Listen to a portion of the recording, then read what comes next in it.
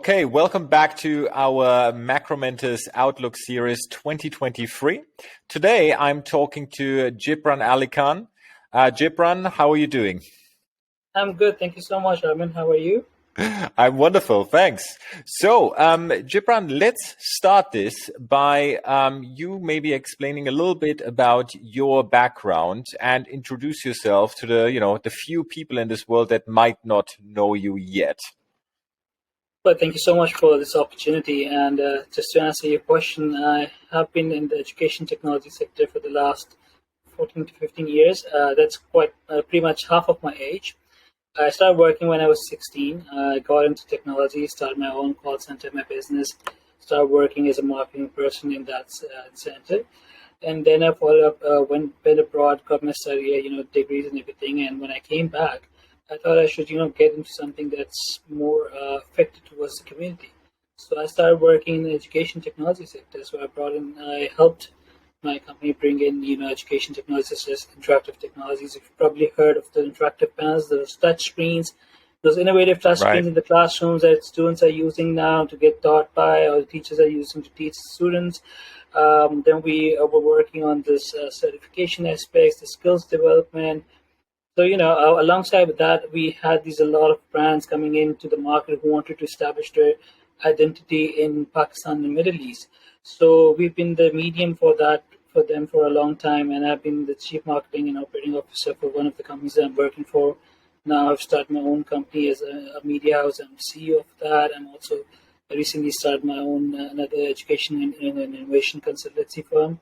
So if I have to cut it short, I'm a person who has been working very hard, at least trying to work really hard and make a difference in the education and the technological aspect of my region, the South Asia and the Middle East. Right. And obviously, we talked quickly before we started recording how, well, I wouldn't say broken, but how incomplete university education nowadays is in the labor market. Like, was that like one of the main drivers how you got into, education technology? Yeah, I mean, I don't know how much time we have, but I just like to, go We into have a enough. flashback Don't and worry. give you an example of what pushed me towards this and got me a motivation factor as well. Like about 10 years ago when I got into an interview with my employer, and the first question, after a few questions, the first question that was thrown at me was whether you can, make a presentation or you could write a report. And it was my word against anything, and it could be accepted and it could not be accepted, and how we used to put on those TERICs and, proficiency, extra proficiency, intermediate in those Microsoft Office skills and those presentation skills. And that's how our CVs used to be, So that's where I realized that instead of something that we have to just claim, we need to have something that can show our applied knowledge, applied skill set. And that is what I didn't have. I learned that the hard way because my university, I'm not blaming them, but it's just how the trends are. The university keeps you with the theoretical aspect of life. And that's why we call the huge gap between the industry and academia. So that was my huge motivation. I wanted to, bridge that gap, not if not reduce, at least bridge that gap so that the universities and the industry could work together and, put out individuals who are already informed, who are already experienced enough to, work in the industry, and things don't come as a shock to them, when they come into the working atmosphere, and they'll be like, hey, we didn't read this, we read this, and this is not what's happening. It's completely different. And this is actually the reality in the market, be it in the Western world or in the Eastern world, wherever you are, this is the reality. You get completely different things in the working industry, whereas what you've studied in the academia. So yeah, that was one of the motivating factor. And, another thing that you've probably realized if you've gone through some presentations or international conferences, 59, this is a figure that's global, right? 59% of the workforce right now in the industry are unskilled. When I say unskilled, I don't mean like electricians or, That's the World Economic Forum numbers? Yeah. Yeah. Okay. No, this is a survey firm, and I'm going to give you the WEF firms separately. So this is 59% people are unskilled. But recently, if I have to bring it up to date, by 2021 survey by World Economic Forums, according to them, 50% of the individuals in the entire world will we have to reskill them, because their skills will no longer be useful in the industry, and they will feel unwanted, or they will lose jobs. And but this could be managed right now if we start introducing the skill sets that are required in the next coming decade, not right now. So it's no longer a practice for the present, it's the practice for the future. You have to train them for the future. So like the WEF says 1 billion people have to be trained.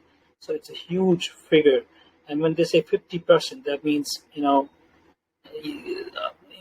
lot of people are going to either lose their jobs, or they have to work hard, gain those skills to retain their jobs. And at the same time, another thing that's really important, you need to, we need to really focus on that, is the shelf life of the skills. Earlier, earlier there used to be, when we used to attain a skill, they used to give us 2 decades, 3 decades of work time, right? But right now it's reduced down to 6 years.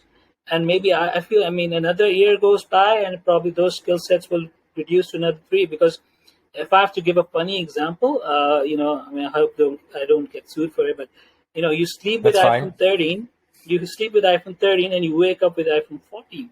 Just a simple example. That's how rapidly technology is shifting. Even though a lot of memes comes out, there's nothing changing, but, things change. So we have to evolve with time. And even though COVID-19 has been a disaster, at the same time for technological aspects, or at the same time for the world to work together, COVID-19 has been a blessing.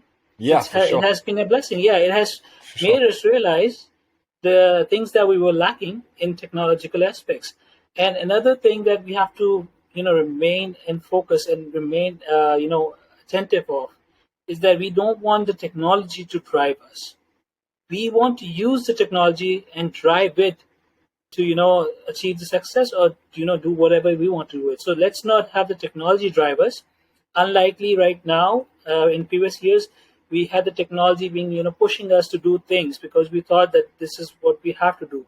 But it was the technology which was taking control. We have to take the control back, We have to be innovative, we have to be creative, and that's how things are going to work. If you think about, artificial intelligence, there's a huge debate. ChatGPT making like the juniors obsolete?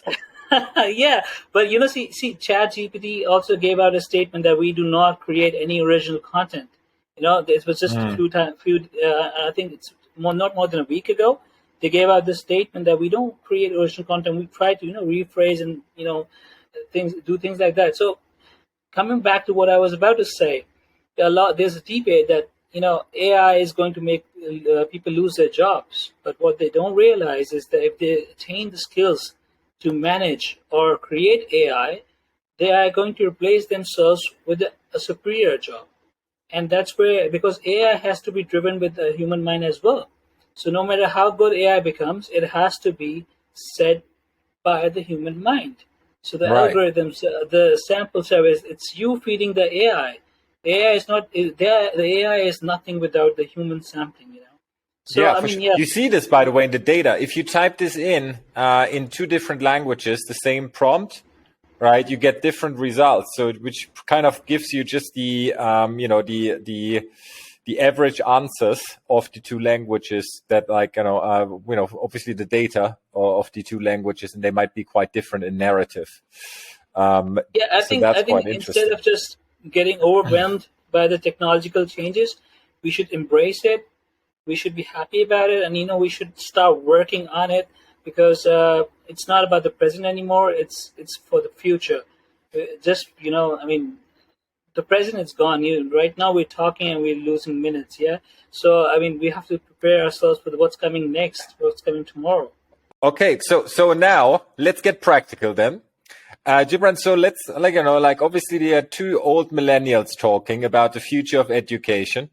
Someone that might be listening in had just started university and now is obviously confused, is seeing, okay, so so how can I kind of succeed? How can I take advantage of everything that you guys just mentioned, of what the World Economic Forum kind of, studies, showing or whatever? How do they take advantage of it? How do they position themselves? Well, best thing to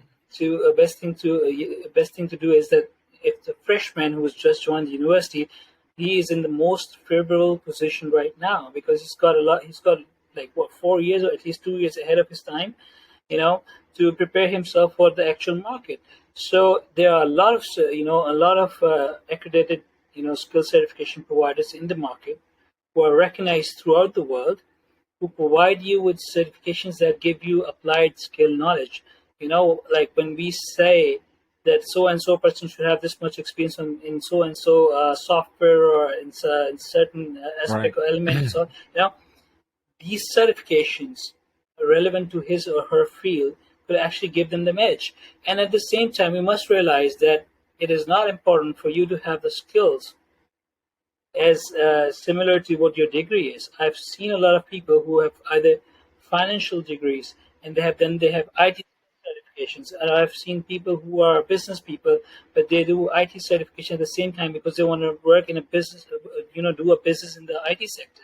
So what they have to do is they should understand what their degree, why they're doing that degree, what's the aspect, what's their major goal, and then they have to find skill sets, certifications, and skills that would complement that particular degree. They don't have to do the same thing all over again. They have to find something that is an add-on to that degree, when they so that when they go into the industry thinks of them as a valuable asset, not as a burden. Because right now, when a freshman goes into the industry after university, the company feels that they have to invest in the employee to develop their skills, to develop, spend time to get them the experience. But a person with these skill sets, I won't name the certification channels because we're not here to Yeah, market sure. them. We're here to explain the whole concept. So there are tons of certification providers who are accredited, who are recognized. The most important is not to go after something that's not recognized in the world. Go after the certification. Can I stop you there, because like that's pretty much I think like what we might be disagreeing on. Like, is the whole thing really just getting like loads of certifications? Because there was supposed to be the university thing, right? Like getting a bachelor's, master's, whatever, MBA degree. Well, now everyone has them, right? There's very much like it's a commodity now. There's very little edge, or like if I receive CVs and applications, I go through them. Well, everyone has kind of like all of these degrees. So it's like, like, is it like to get just like more? Is it to get, probably not. Is it to get like the stuff that you're really interested in? So is it like, getting specialized like for a particular industry and then getting these kind of certifications that are more real world, like, the Google and Google programs or whatever you have, like Microsoft, they have loads of programs. Is it more the Udemy, or is it like just, like, okay, I'm passionate about this, I want to learn the skill, and then I just do. And the doing will eventually result in me succeeding, and maybe I'm... Well, I think that's a brilliant question, but there's no one answer to it. But what I feel is, obviously, if you're passionate about something, you're obviously going to go ahead with it. For Elon Musk or Jeff Bezos as an example, but those are some tiny examples in a way that because there are like billions of people in the world and there's just few numbers that we're talking about. Yeah, so no, not everyone is going to be Elon Musk or Jeff Bezos. So it's kind of a more what you call need of the hour. Those skills, because there are applied knowledge, those add to your CV as an advantage, as a surplus to what you already have. Just like you said, everyone has a degree, right? So what's new? What's different about you? What's special about you? Why should I hire you? Or why should you be able to succeed in the market? So these skills, when they give you that practical experience, that do's and don'ts and all those flaws and all those problems that you face in the market, you've already come across those things through those certifications. That gives you a ready asset in the market. That's what makes you different. So if I have to, if my HR goes through different CVs or resumes. So even if a person who's got 10 years of experience but has the same degree and someone who's got a 5-year or 4-year experience and has a certification, his CV is going to go up. And that's the fact, because the employers are now looking for skilled workers. They're looking for people who they don't have to spend time, So it's more of need of the hour And also at the same time, if you're passionate about something, there's no way you cannot succeed in that, because passion drives your motivation, it drives your energy, it drives your success. So I don't think Jeff Bezos sitting in a garage, or Elon Musk going bankrupt, filing bankruptcy twice, would probably think that if passion is not there, if they didn't have passion, they probably wouldn't have succeeded. I mean, that's what I feel. So it's the need of the hour. You have to get it. And secondly, just to let you know about these skills things, these have a dual way effect. These have an effect on you as a person, at a personal level. It boosts up your confidence. It boosts up your morale. You go into the market with more knowledge. You go in with demand. You set the standards of what you're going to earn. If we're talking about an employer, Sure. professional, and if at the same time it's also going to give you professional benefits. The employer sees you as an asset, not as a burden, and when that happens, they understand that you're providing them more efficient work as compared to a traditional employee that they used to have. So they're going to give you more prestige, more importance. It's not something racial. It's more towards priority. In sales, whoever gives you more sales, they become the king of the Yeah, it's business. proof of work. It's proof It's of work for sure. so if you're being efficient, if you're doing something that a traditional worker is doing for 30 minutes in 30 minutes, and you're doing it in 5 minutes, so what do you think the employer is going to like? Probably going to go for someone who's going to spend only 5 minutes on that time, and the rest of the 8 hour 55 minutes on something else, or whatever time period of job they have. So I believe it's a skill, it's a professional capacity building, it's the personal capacity building. So these are all a merger. So that could accumulate into a passion. And then whoever is listening to us can translate it in whatever means they want to. Yes, yes. And like obviously you are very plugged in Pakistan, what's going on there, or South Asia in general. Like what are you seeing? Is there any kind of particular trends? Obviously, like the one thing is probably after COVID now, everyone is doing a lot more online learning and is learning a lot more skills. And I think like the world is getting a more equal place, which is great. So what are you seeing on the ground? So again, back to COVID-19, a blessing for Pakistan. I feel we were 10 years or 12 years behind to the Western market, and it kicked us, literally kicked us back into the present, told us that this is what the deficiencies are, and we've realized, at least the private sector and somewhat the government sector has also realized that these skills have to be there. For example, I have to give you an example. By the end of 2021, there's a company which is called Pakistan Software Export Board. They basically manage all the softwares that are originated within Pakistan, so that they could be exported around the world. So they give you the license and everything. So they realized that they need about 5,000 cybersecurity professionals by the end of 2022. So they've gave out the tender to get people trained, 5,000 people trained. Why? Because COVID-19 made them realize that they don't have the capacity, or they don't have the existing skill set to tackle another situation like COVID-19, or a situation which is based on people working from home or from abroad, or taking things onto the digital network. Because you see, if, in the South Asian market or in the traditional developing countries, the digitization is a bit slower than is what compared to westernization. Yeah. So, but COVID-19 has changed that. So in Pakistan, that's changed. People have started to recognize skills in jobs. In the jobs, briefs, you've started seeing so and so certification would be a plus, or it's mandatory. So naturally, the trend has changed. And I have to tell you something, which is it's really nice to know, but at the same time a bit more worrisome. But we're working as myself and individuals like me are working already to fix that.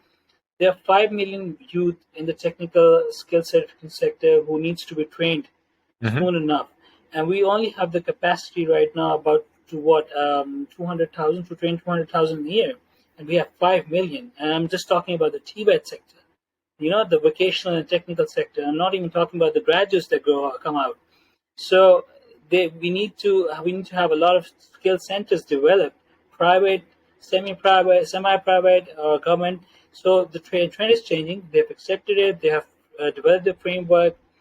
and I think they're here to give the Western world a tough time by the end of another 5 years or 6 years. You will see that. And one more thing that's given us the edge is that tech giants like Google, Microsoft, Facebook, Meta, Amazon, they've realized that they don't longer they're not restricted to geographical means as far as employees are Oh, concerned. I think a lot of startup have realized this now, and like Yeah, tech, a big tech. yeah. So they're okay. Why I'm saying this is before COVID-19, the concept of freelancing was at boom. Pakistan is on the fourth place. They keep on shifting between third and fourth for freelancing. But this has changed. The companies can now, they've now agreed or they've now understood that they can go ahead and hire an overseas employee as a proper employee. They can call them someone sitting in Islamabad like myself. They probably would hire me as a proper employee and let the people know, yes, this is an Apple employee, rather than saying that, hey, we've send in a company who's providing us with these skills using freelancing. So that's not the case anymore. So this has also given countries like Pakistan the edge, the fighting chance to be in the market, to compete in the market, and to make their names. So I feel there's a lot of potential, and skills is something that could really bring us to the equal level. And it's all up to the youth of Pakistan and youth all around the world or developing countries how well they go for it. And us millennials have this job to make this awareness to let the Gen Z know that you need this to survive in the future. You right Yeah. now you'll survive, but not in the future. So yeah, it's up to us as well. It's our responsibility as well. Yeah, I mean, I see this across Southeast Asia, where obviously like the population is much younger, the adaptation of technology is much faster. So I don't know like the stats on Pakistan, but like across Southeast Asia, what I see actually every tech adaptation is actually faster and already surpassed most of the Western world already. And this has pretty much just happened in the last 3 years, which is very interesting. So That's from true. Vietnam to Thailand, Indonesia, you see this. This is like it's a mega trend for sure. Definitely, definitely. I totally agree. I mean, Singapore, Singapore and Middle East and India, they're like the booming industries right now, and Pakistan's also now taking pace. I mean, so yeah. I mean, I feel 1.5 years old or 2 year old already has an iPad in his hand, and he or she is using it far more better than people like us. I think Oh, for sure. so. So I mean, you're absolutely right when you say that technology has been adopted automatically, and I think in Pakistan, same. I feel the same way. I mean, there's nothing stopping them.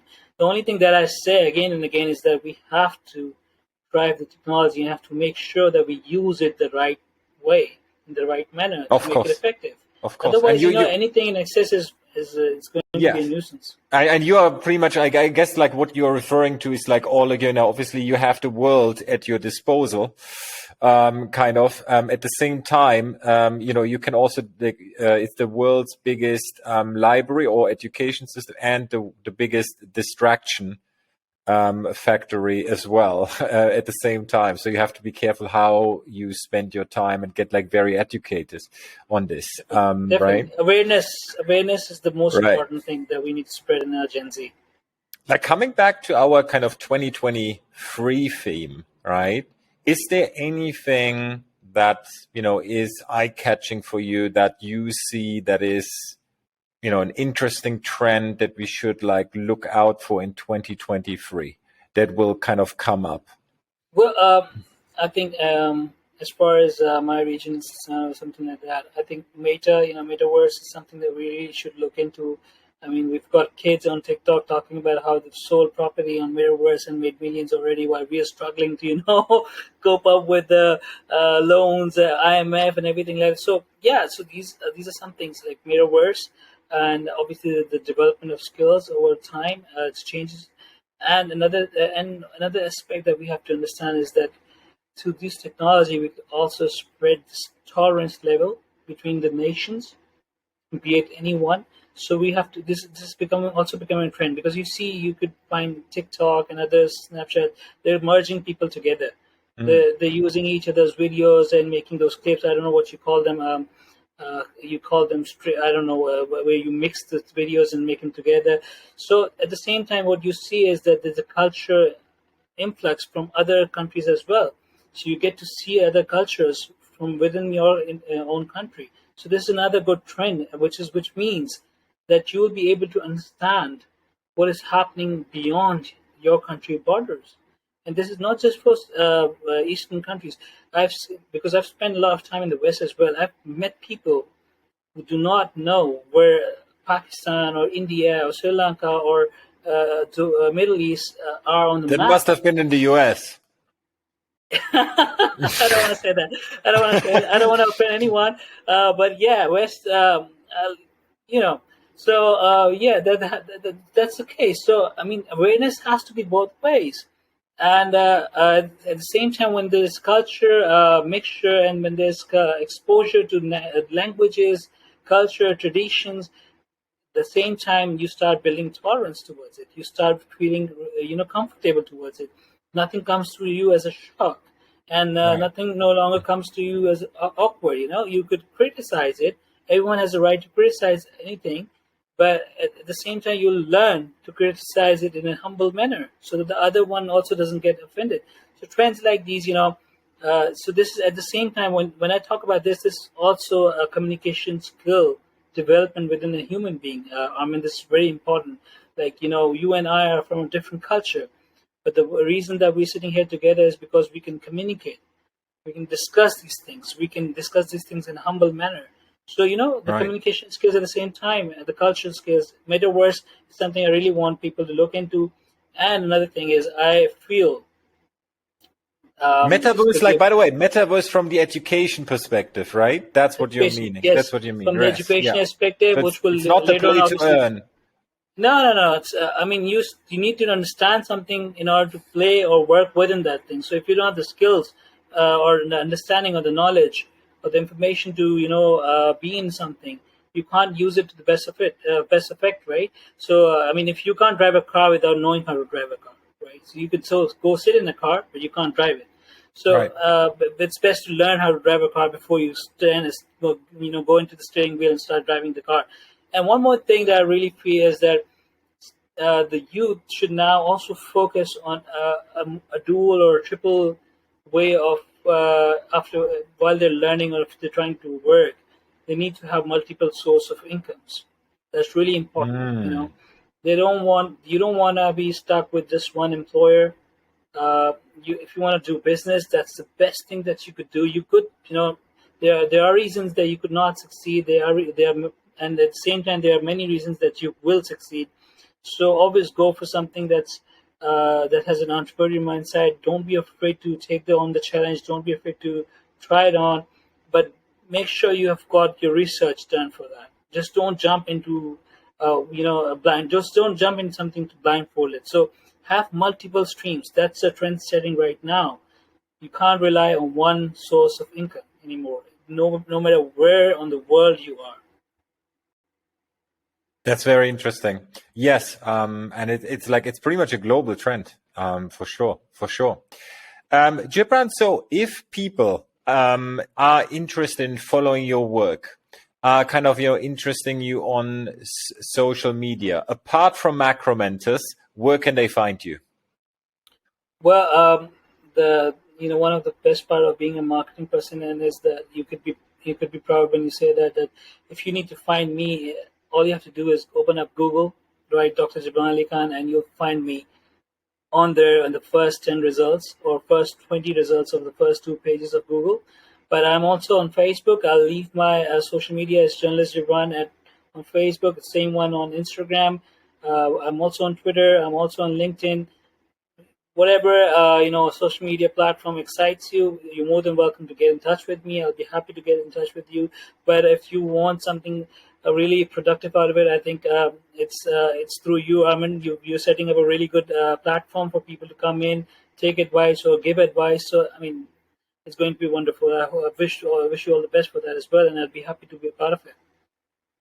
Jibran, thank you so much for your time. It was a fantastic discussion. We went from skills shortages, your career, World Economic Forum, trends in education, and now pretty much like how to solve them.